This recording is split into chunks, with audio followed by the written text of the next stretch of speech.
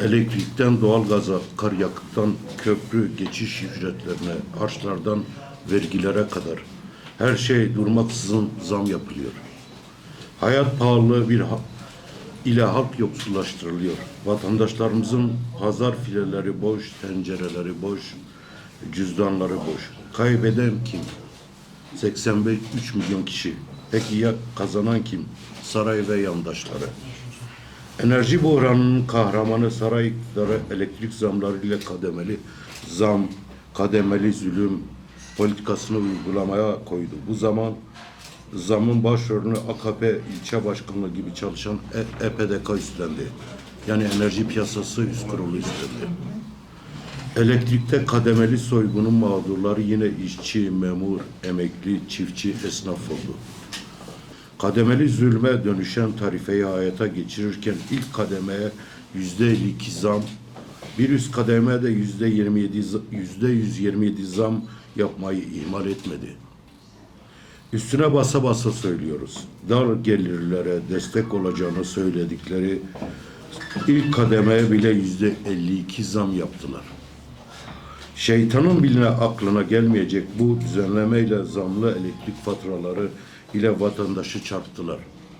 Kademeli tarife öyle bir döneme denk geldi ki Aralık ayı zamsız, Ocak ise zamlı elektrik bedelleriyle hesaplandı. Bu geçiş döneminde Aralık ayı tüketimin yaklaşık 20 günü eski zamsız tarifeden, Ocak ayı tüketiminin yaklaşık 10 günü yeni zamlı tarifeyle hesaplandı. Ocak ayının ilk 10 günlük elektrik tüketim yapılan faiz zamı faturalar büyük tepki topladı. Çünkü faturalar 2 ile 3 kat arası arttı. Kademeli zam, kademeli zulüm politikasının ikinci kısmı 1 Şubat tarihinde hayata geçirildi.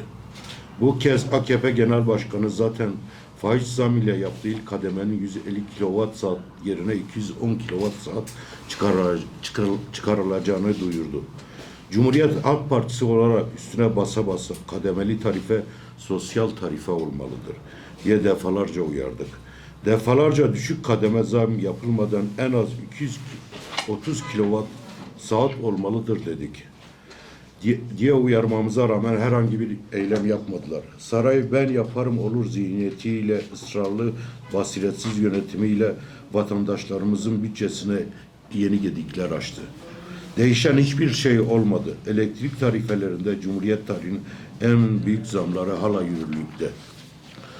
4 kişilik bir ailenin 230 kilowatt elektrik tüketimi için Aralık ayı faturası 210 liraydı.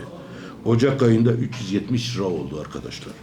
Şubat'ta 330 lira olacak. Yani zam yine zam olarak kaldı arkadaşlar. Halkımıza buradan bir kez daha söz veriyoruz. İktidarımızda ekonomik buhran, enerji buhranına tümüyle son verecek tüm adımları atacağız.